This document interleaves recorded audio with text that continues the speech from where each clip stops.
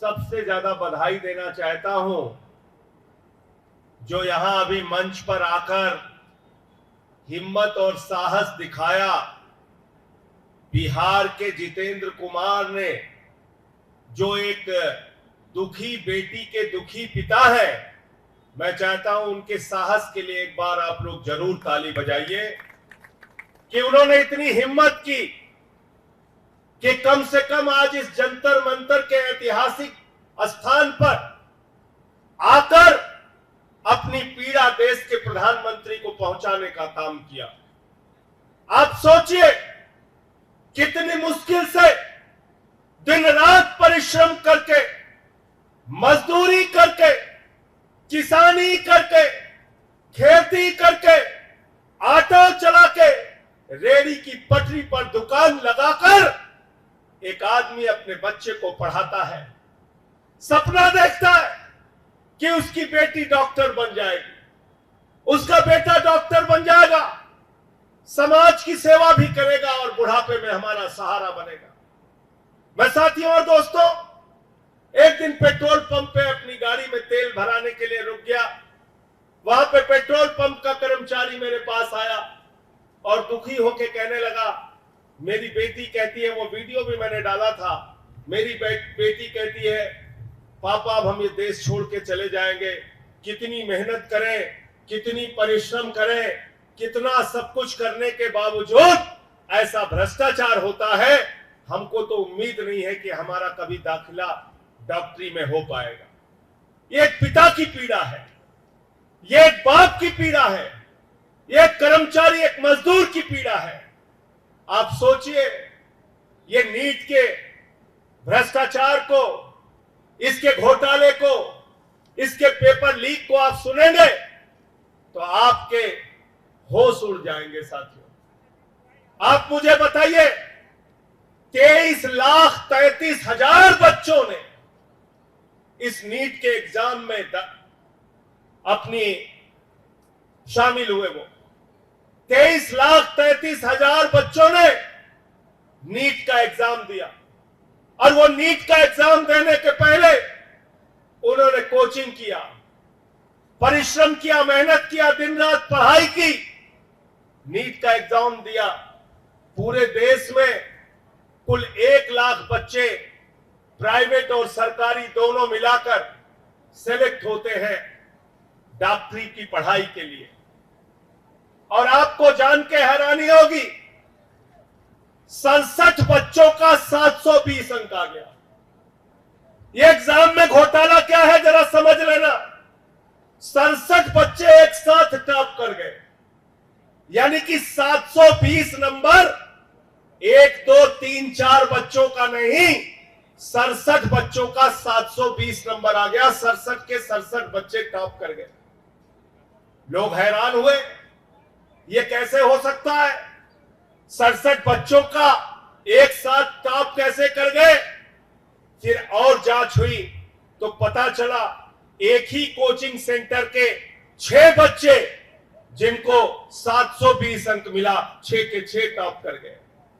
फिर और पता चला और जानकारी मिली तो गुजरात की एक लड़की है, उसको फिजिक्स में मिला 1 नंबर। मीडिया वाले भी ध्यान से सुन ले, उस लड़की को मिला, उस छात्रा को मिला फिजिक्स के एग्जाम में 1 नंबर। लेकिन नीट के एग्जाम में, जो इतना कठिन एग्जाम होता है, इतनी कठिन परीक्षा होती है, उसमें 720 अंक मिल गया। 720 अंक मिल गया। ये नीट का एग्जाम मोदी सरकार का भ्रष्टाचार है। ये नीट का एग्जाम मोदी सरकार के पेपर लीक का घोटाला है।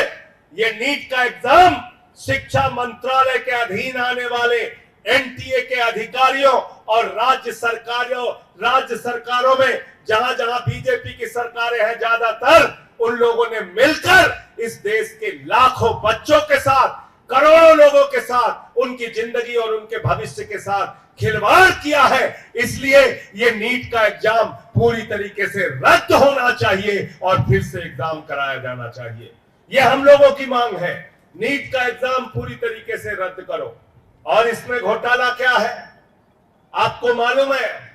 ये नीट की परीक्षा का रिजल्ट जो आना था, ये आना था 4 जून को, 14 जून को, 14 जून को परीक्षा का रिजल्ट आना था। आया किस दिन आ गया? 4 जून को रिजल्ट आ गया। क्यों रिजल्ट आ गया? क्योंकि ये मीडिया वाले सारे ये लगे रहेंगे, हाँ जी मोदी जी इतने सीट आ गई, ये इतने जीत गए, प्रधानमंत्री बन गए, सुपर प्रधानमंत्री बन गए, ये जीत गए, ये जीत गए, ये जीत गए।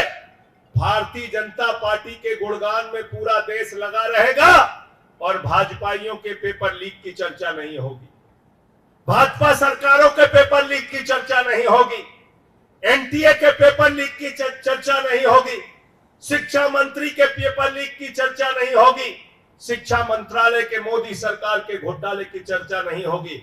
इसलिए एनटीए ने जानबूझ के 4 जून को रिजल्ट प्रकाशित किया।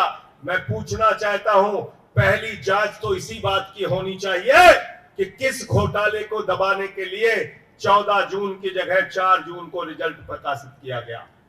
नंबर 1 और नंबर 2, मैं इस देश के नौजवानों से भी कहना चाहूंगा, कब तक खामोश रहोगे आप? कब तक इनकी गुलामी करते रहोगे? परीक्षा पे परीक्षा पेपर लीक हो रही है, अग्निवीर के नाम पर तुम्हारे साथ घोटाला किया जा रहा है, भारत माता का सीना छलनी किया जा रहा है, भारत की सीमाओं की सुरक्षा के साथ खिलवाड़ किया जा रहा है। अग्निवीर बनाकर 4 महीने के नौजवान बनाकर आपके पेट और पीठ दोनों में छुरा मारा जा रहा है। कब तक खामोश रहोगे आप? उत्तर प्रदेश के अंदर 60 लाख बच्चों का भविष्य बर्बाद हो गया। पुलिस भर्ती के नाम पर वहां पेपर लीक हो गया। कभी बिहार में पेपर लीक होता है, कभी गुजरात में पेपर लीक होता है, कभी राजस्थान में पेपर लीक होता है, कभी हरियाणा में पेपर लीक होता है, कभी महाराष्ट्र में पेपर लीक होता है। 4-5 साल के अंदर 2 करोड़ बच्चों का भविष्य बर्बाद हुआ है पेपर लीक से। कितने बच्चों का? 2 करोड़ बच्चों का, 2 करोड़ बच्चों का। और अगर 5 आदमी का भी परिवार मान लीजिए तो करीब करीब 10 करोड़ लोग इससे प्रभावित हुए हैं। 10 करोड़ लोग प्रभावित हुए हैं। लेकिन हमारी संवेदनाएं शायद मर गई हैं। हमें शायद गुस्सा नहीं आता। जब भी चुनाव आता है, जाति के नाम पे, धर्म के नाम पे, क्षेत्र के नाम पे, भाषा के नाम पे हमें लड़ाया जाता है, हमारा वोट लिया जाता है, मोदी जी का गुणगान किया जाता है, लेकिन देश के नौजवानों की बात नहीं होती। बेरोजगारी का सवाल नहीं उठता, उनके भविष्य का सवाल नहीं उठता। तो मैं इस देश के नौजवानों से भी कहना चाहता हूं, छात्रों से भी कहना चाहता हूं, कब तक आप इनकी गुलामी करोगे? कब तक इनकी मानसिकता के पीछे जिंदाबाद लगाते रहोगे? उठाओ, आगे बढ़ो और अपनी आवाज को बुलंद करो। देश की सड़क पे हमने आपकी आवाज बुलंद की है। सदन 24 तारीख से शुरू होने जा रहा है, 27 तारीख से राज्यसभा शुरू होगी। मैं भरोसा दिलाना चाहता हूं इस देश के उन परिवारों को जो दुखी हैं, इस देश के उन नौजवानों को जो दुखी है, जो परेशान है, जो पीड़ित है, देश की संसद में भी आपकी आवाज को आम आदमी पार्टी के सांसद पूरी बुलंदी के साथ उठाएंगे, पूरी मजबूती के साथ उठाएंगे। अपने अपने स्तर पे आवाज उठाइए। कब तक आप इन नकली सवालों में उलझे रहेंगे? देश का प्रधानमंत्री चुनाव प्रचार में जाता है तो 60 लाख बच्चों का जो भविष्य बर्बाद हुआ पुलिस भर्ती के नाम पर उत्तर प्रदेश में, उसकी चर्चा नहीं करता। देश के प्रधानमंत्री जब चुनाव प्रचार में जाते हैं तो गुजरात के अंदर जो पेपर लीक के कारण नौजवानों का भविष्य बर्बाद हुआ, उसकी चर्चा नहीं करते। देश के प्रधानमंत्री हरियाणा के नौजवान के साथ जो विश्वासघात होता है, उसकी चर्चा नहीं करते। महाराष्ट्र के नौजवान के साथ जो भ्रष्टाचार होता है, उसकी चर्चा नहीं करते। देश के प्रधानमंत्री कभी मुगल की बात करते हैं, कभी मुसलमान की बात करते हैं, कभी मटन की बात करते हैं, कभी मछली की बात करते हैं, कभी मंगलसूत्र की बात करते हैं, कभी मुजरा की बात करते हैं। शर्म आती है। भारत के प्रधानमंत्री को नौजवानों की चिंता नहीं है। तुम्हारे अंदर अगर चिंता खत्म हो गई है तो अभी तक तुमको 240 पे पहुंचाया है। इस देश की जनता फिर से तुमको 2 सीटों पर पहुंचाने का काम करेगी। नरेंद्र मोदी जी, चिंता करो नौजवानों की, चिंता करो किसानों की, चिंता करो महंगाई की, चिंता करो बेरोजगारों की, चिंता करो, इस देश में किसानों को एमएसपी नहीं मिलती, देश को तुमने बर्बादी की कगार पे पहुंचा दिया और नकली मुद्दों पर देश के लोगों को उलझा कर रखते हो। हमारा ये विरोध है और इस बात के लिए आज हम लोग जंतर मंतर पे इकट्ठा हुए हैं। इसके पहले उत्तर प्रदेश के अलग अलग जिलों में भी हम लोगों ने नीट के सवाल को लेकर आंदोलन किया था। कल पूरे देश का आह्वान किया है। कल पूरे देश में आम आदमी पार्टी नीट के एग्जाम के सवाल को लेकर विरोध प्रदर्शन करेगी। हमारी सीधे तौर पे मांग है कि जिन लोगों ने एनटीए के जिन अधिकारियों ने राज्य सरकारों के साथ मिलकर जहां जहां घपला और घोटाला हुआ है, सबको सिर्फ सजा ही नहीं होनी चाहिए, इनको ऐसी सजा होनी चाहिए कि आने वाली जो पीढ़ियां हैं वो इस बात को याद करें कि नौजवानों के भविष्य के साथ खिलवाड़ करने का नतीजा क्या होता है। इसलिए मैं ज्यादा लंबी बात नहीं करूंगा। मैं आप सबसे अनुरोध करूंगा, अपने माध्यम से आवाज को बुलंद कीजिए और इस सरकार को सबक सिखाने का काम कीजिए। आवाज उठाइए शिक्षा मंत्री के खिलाफ, नरेंद्र मोदी के खिलाफ, एनटीए के खिलाफ, राज्य सरकारों के खिलाफ, जहां जहां भी भ्रष्टाचार हुआ, पेपर लीक हुआ और आपकी जिंदगी के साथ खिलवाड़ हुआ।